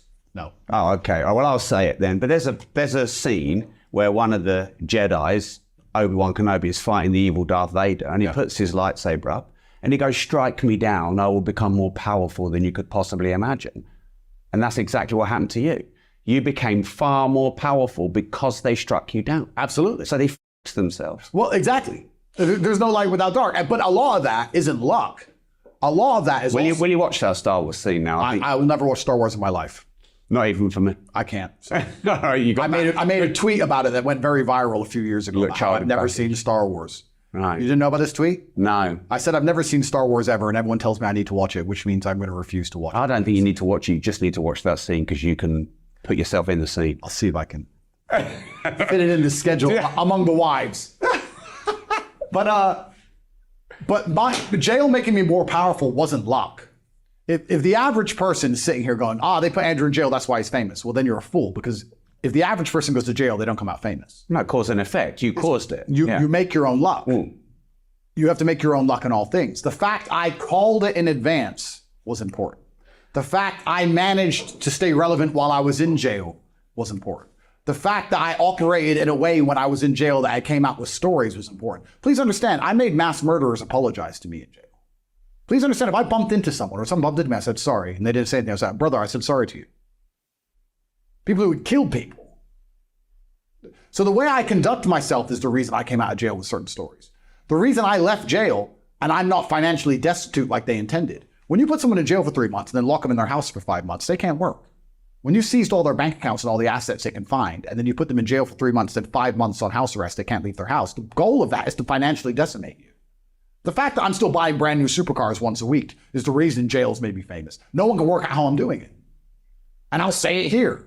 And the people in that dark room are like, go find it. Find the money. Where's the money? Did it make you better at managing and moving your money, being in jail, having to move and manage your money? Well, I was prepared for a matrix attack from the beginning.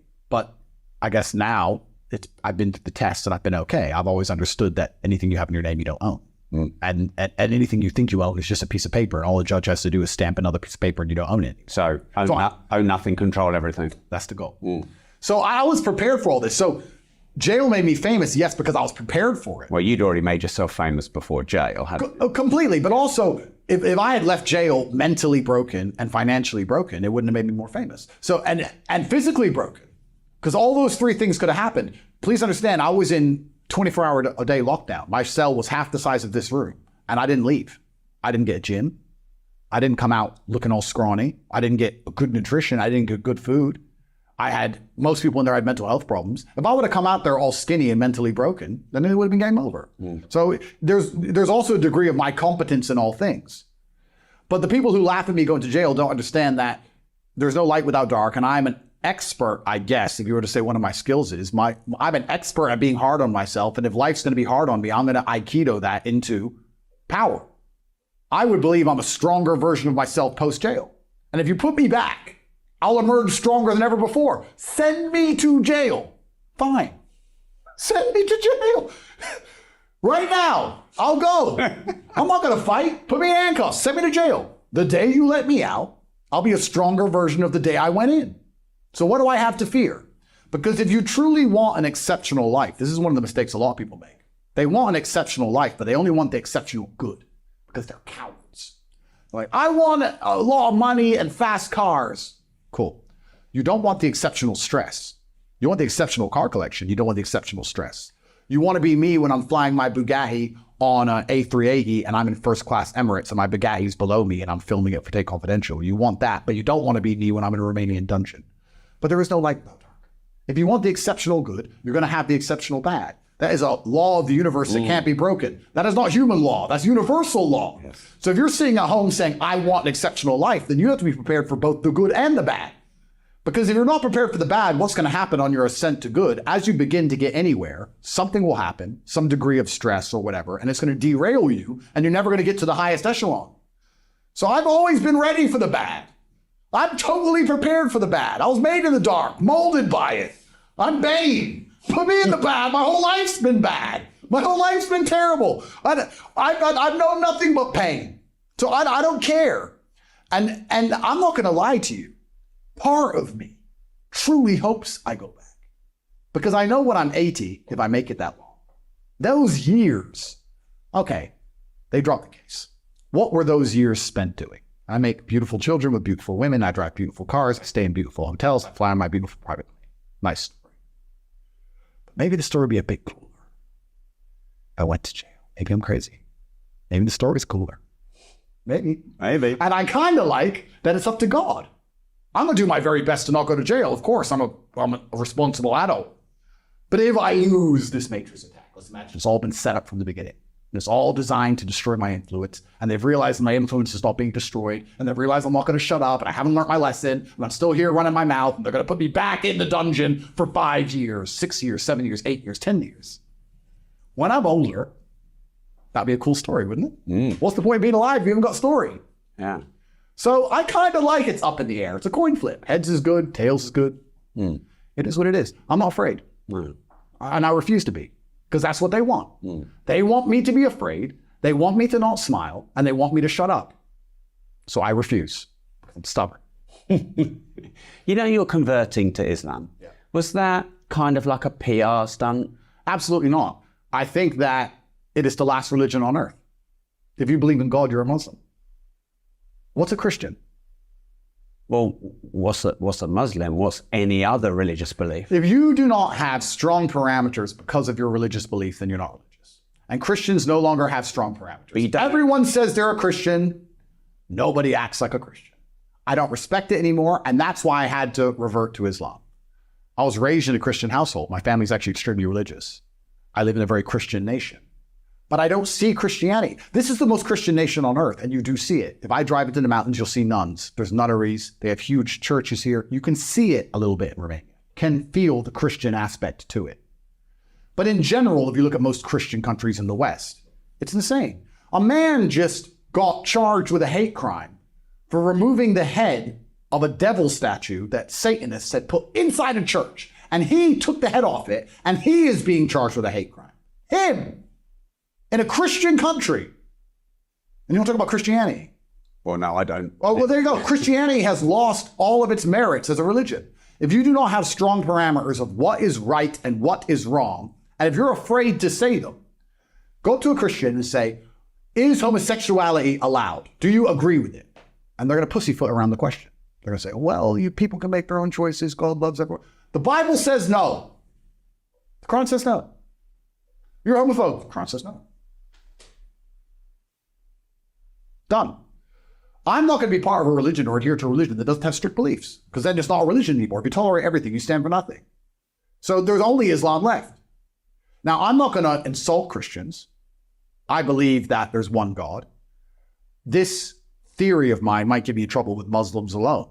Muslims also. I don't know if this is just how I view it. I believe there's one God, and I believe the different religions are perhaps different languages to say the same thing. You can say coffee cup in German, you can say coffee cup in English, but it's still a coffee cup. There are different ways to say the same things.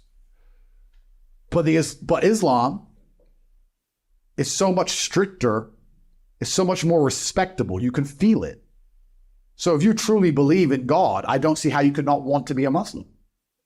I don't see how you can feel any pride in being a Christian anymore. And that's why I reverted.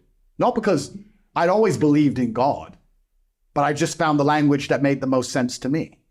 And I don't see any other language that makes sense anymore. I feel like it's a very easy choice for anyone who truly believes in God. Mm.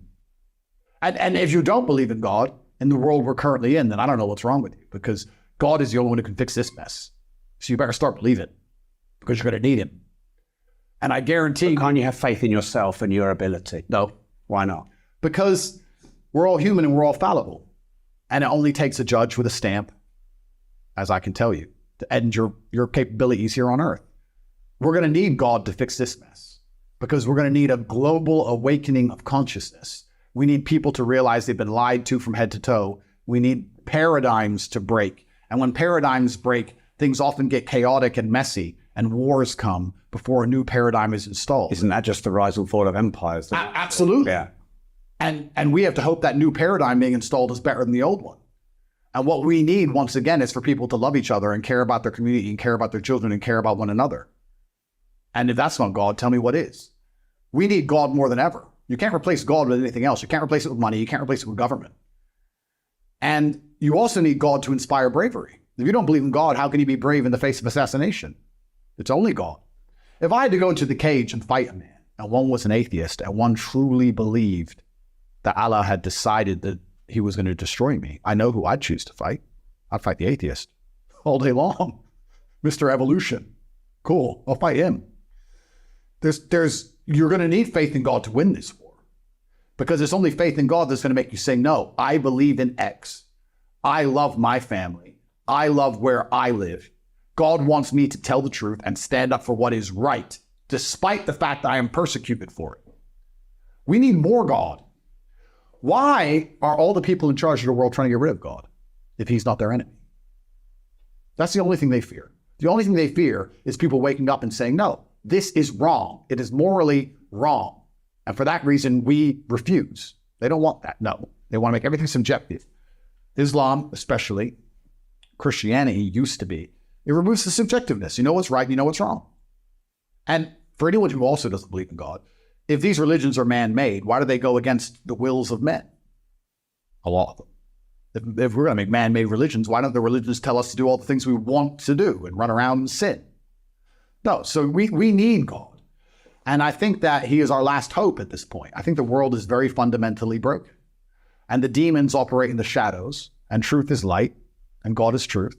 And I think the more you speak the truth, the closer you're going to become to God. And that's why I feel good inside if I sit here and tell the truth. Even if I know that someone's going to watch this podcast in one of those darkened rooms and have new ammunition to put me back in my jail cell. I know that. I know they're going to put it in front of a judge, and they're going to play the clip of when I'm laughing about the Romanian judicial system, and they're going to say, look, he thinks it's all a joke. And they're going to put me back in jail. But I believe in God. So maybe I'm crazy. Let's lighten this up. We've got this new round. So you're going to be episode 1000 on our show. Nice. Yeah, which I think is great. Cool. And we've never done this round before. So it's a new round. And I especially wanted to do it for you because I think for you it's going to be the hardest but the easiest. Nice. So it's a one-word answer round. One-word answer. Yeah, so put that in your cigar and smoke it. So I'm going to say a word. Yeah. And if you can, one word. And of course, if you want to break that rule, you can break that rule, but I'm looking for one word. So what comes into your mind first when I say war? Profit. How you feel about women? Protective. Misogyny.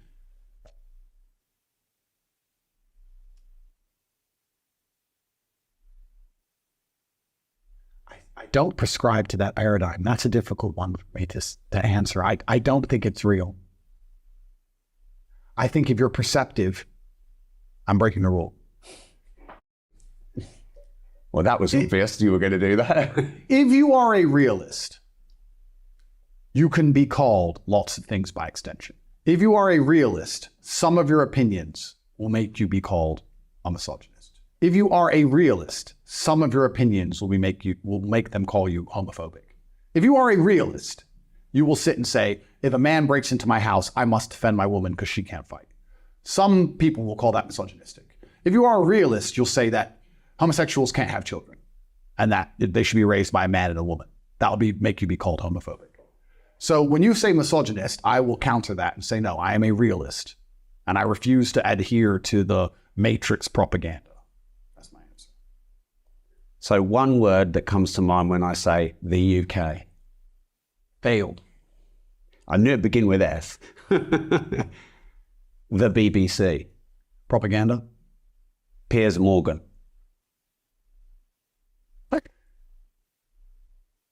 He's honest. No, that's the wrong word. He's transparent. I'm going to expand on that. Piers holds no views.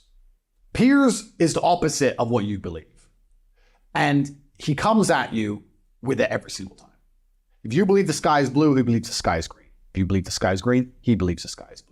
I don't think he tries to stab you in the back. He attempts to stab you in the chest, and it is his goal to start an argument to get as many views as possible by disagreeing with everything you say. That's what Piers Morgan does. I know what he's going to do. I made a fool of him, so it's fine. That's Piers Morgan head to toe. I don't think he truly believes half the things he says. No, I don't think he believes anything he says. I don't think he believes anything. I think he just waits to hear you say something and argues with you about it. Kind of like a chick. Next. One word comes to mind, Donald Trump. Hero. He's our last hope. I'm going to expand on this. Donald Trump is the last hope of Western civilization. He can't stop the decay, but he can slow it down. If he doesn't win, it's over. If Trump doesn't win, it is done. It is over, game over, because the circumstances around him not winning are going to be insane. And the degree of, I'm thinking, because this is the stuff that's going to get me assassinated. So there's no way Donald Trump can't win unless something happens. And if something happens, we're going to see not only a breakdown in faith of the systems, but you're also going to see a whole huge degree of cope from the people who you'd think would be up in arms about it. And over the weeks and months post his loss, they're just going to talk big and do nothing. And it's going to be a bunch of cope. And they're going to end up adhering to the matrix and the money. And when they get the phone calls, they're going to get scared and it's all going to fall apart. And I think that Western civilization as a whole will genuinely collapse if Donald Trump doesn't win. I think it's going to be within a few months of his loss, it's over. Because there's no way he'll fairly lose an election. There is no way. One word answer for depression. I think it's a choice. We'll say choice. Christianity. Failed. Rob Moore. Handsome. There you go. All right. That was a fun round. Yeah, I mean, they're very interesting. They're interesting. It was hard to choose only one word. But yeah, it was a fun round. Yeah. Is there an ideology society holds that you think is the most damaging? Well, they all work together in a perfect concoction. So it's difficult to choose which one is the most damaging because all of the ideologies which are being pushed by the Matrix are designed to destroy something. So you can have different diseases Imagine society is a human body. One disease is aimed at destroying the hands, another one's aimed at destroying the legs. They're all equally important, and they work together in succinctity. Is that a word? I don't know. If it is, good, and if it's not, add it, please. Top G said so. They work together to ensure that the body is destroyed. If I see an ideology being pushed in the mainstream, I know that it's destructive because everything is a lie. So then you have to sit down and work out how it is destructive. And truthfully, it's not that difficult to decipher. Feminism is also designed to do the same thing. A man wants a wife. He doesn't want a husband. And feminism makes women into men, effectively. Feminism is probably the most misogynistic movement on earth because what it does is it makes women into competitors with men in realms where they can't compete with men. So it puts women in a position where they're just gonna lose. It tells women, you can do anything a man can do, you go do it. And then they just get annihilated. And then we have to have diversity hires so they don't get so obviously annihilated. Why would you take a woman and put her into a realm where she can't compete unless you want to see her humiliated? Feminism is an awfully misogynistic ideology and is once again designed at attacking and destroying the family unit. So you can name any of these ideologies and I'll tell you why they're pushing it. They're pushing it to destroy the baseline of society that's required for humans to build a life in which they're prepared to protect. If you destroy a man's family and you destroy his ability to raise his own kids and his wife to respect him, and you destroy his ability to go anywhere, well then what is he? He's a slave, and that's what they want. So all of these ideologies have different goals, but they're all a Trojan horse, and that's why every single time they try and push anything, I'm instantly and utterly against it.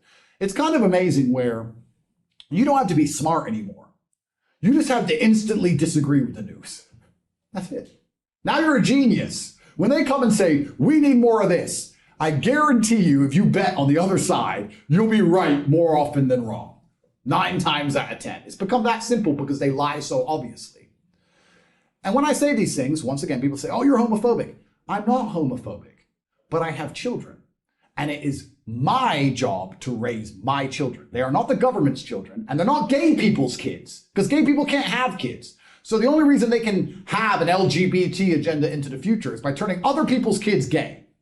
Well, they're mine, and I had them so I could raise them with my worldview.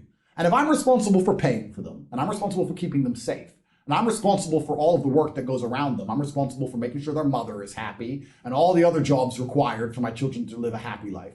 You don't get to decide how they think. I get to say, I want them to be replicas of me and my worldview. You don't get to come along and say, they have to believe that women have penises. And if I say that, I am labeled as homophobic. You know what's interesting? When I first got canceled, we spoke after my first cancellation, which was in August, my first life. I was attacked by the LGBT agenda. They're the first people who attacked me.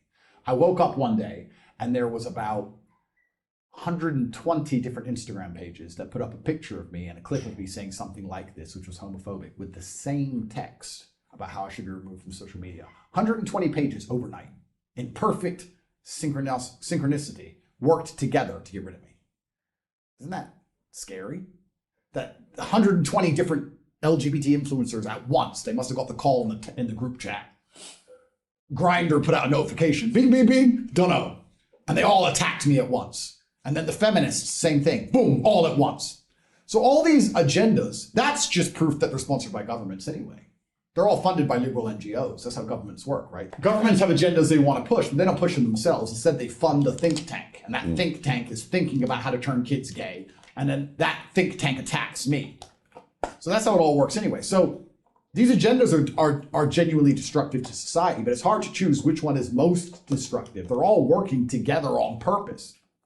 Even mass immigration. I'm a mixed race Muslim revert living in Romania. I'm not Romanian. I guess I don't fit in any box at all. But when people are pushing for mass immigration, it's not because they care about humans, and it's not because they care about people like me, who are the rich billionaires who come to the country and do good for it. No, they're pushing it because they want to destroy the identity of a nation, because without the identity, you're less likely to protect it. We can also expand this into even the way we build buildings anymore. Why did we build such beautiful cathedrals? And now every single building we build is shit. Well, it's done on purpose. We were talking about that yesterday. It's done on purpose Because if you build beautiful buildings and a beautiful cathedral in a particular city, the people of that city love that city and will defend that city. If all the buildings look the same, whether you're in Houston or Hamburg, it's the same tower blocks, well, then you don't care. You'll just go, oh, I'll just move. I'll let them get away with what they want to get away with. I guess I can always run away. The rich people run away. The poor people are stuck there because they can't run away. And they continue with their slavery. All of this is on purpose. None of this is an accident. And they all tie in together to be a sickness for society. And society is now currently very sick. And if you were to ask me, well, what's worse, the AIDS or the cancer or the gangrene? It's very difficult for me to sit here and choose one. I'm saying to you, we're in a mess. And we need a solution to all of them. And the solution to all of them is the same thing I said it was earlier, which is God. Because why did we build beautiful cathedrals? God. As an honor. Why did people get married and stay married? God. God was the solution to everything. That's why they're trying to remove it. They have to remove God so they can attack all of these different institutions with these insane ideologies. And these ideologies are weaponized virtue. I am the number one target for weaponized virtue. They take a word, a virtuous word, homophobia. You hate gay people, you hate. No, I love my children. I don't hate gay people, I love my children. Don't start saying hate at me. I'm a man of love. And they take it, and it's a virtue, right? Protecting gay people. Like they need protecting from me. I don't interact with them. How are they protecting from me? Why? What am I? Because I love my kids. And then they throw it at you. And they pretend they're virtuous, but they're not. They're just attacking you. It's weaponized virtue. All of these things are. These people are insane.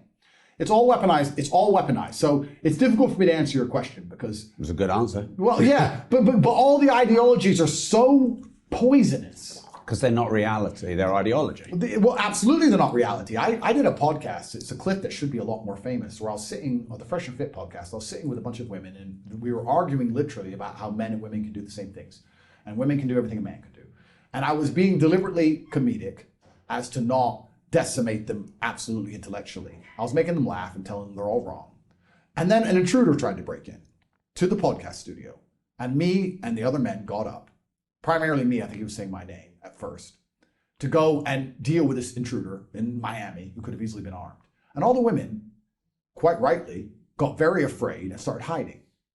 And when I sat back down, I was like, okay, well that just proved all your garbage wrong, didn't it? So all of these ideologies, there's another thing that's interesting about them, is that they only exist in a vacuum. You only get to discuss feminism when you're living in a society where life is pretty easy. In the bare struggles of survival, there's no time to discuss feminism or the climate or LGBT. All this garbage only exists in a vacuum.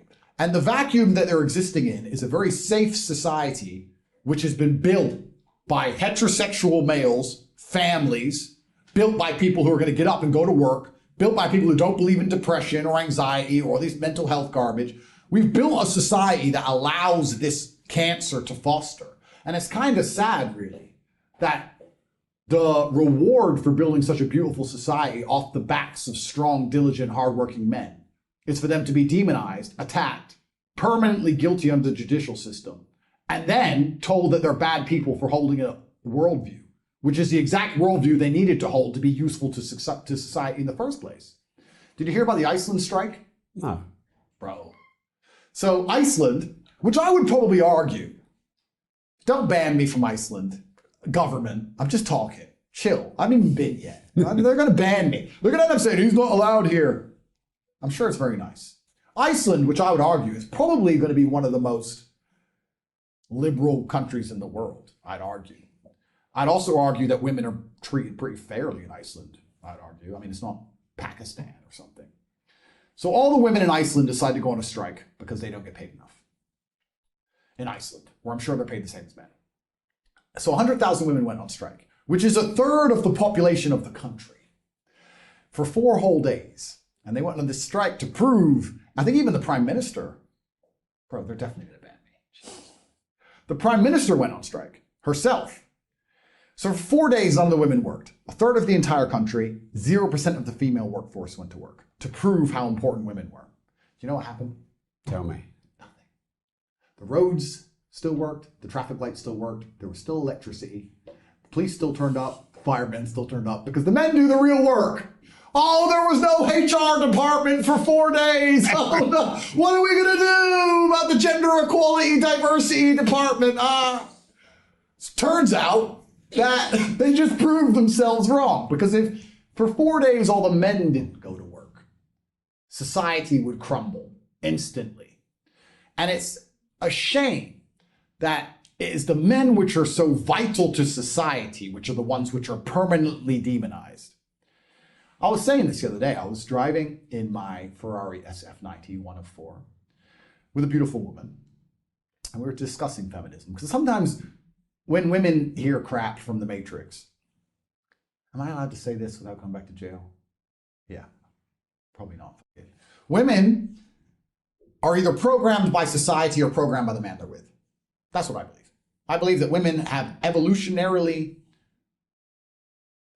they've evolved to be adaptable, which is why women are cunning.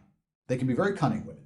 And I think that in days of old, if there were a member of a tribe and their tribe lost a war and all their men were killed, their only chance of survival was to adapt to the ways of the new tribe pretty quickly.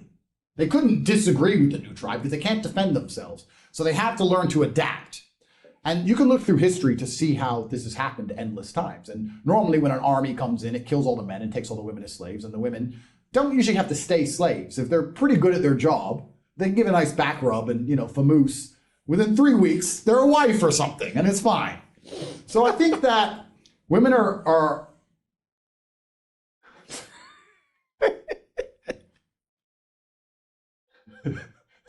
You think I'm going back to jail, Rob? I might see you there. Yeah. No, but women are adaptable and cunning. And I'll come back to that point later. Let's move on. I'll come back to it.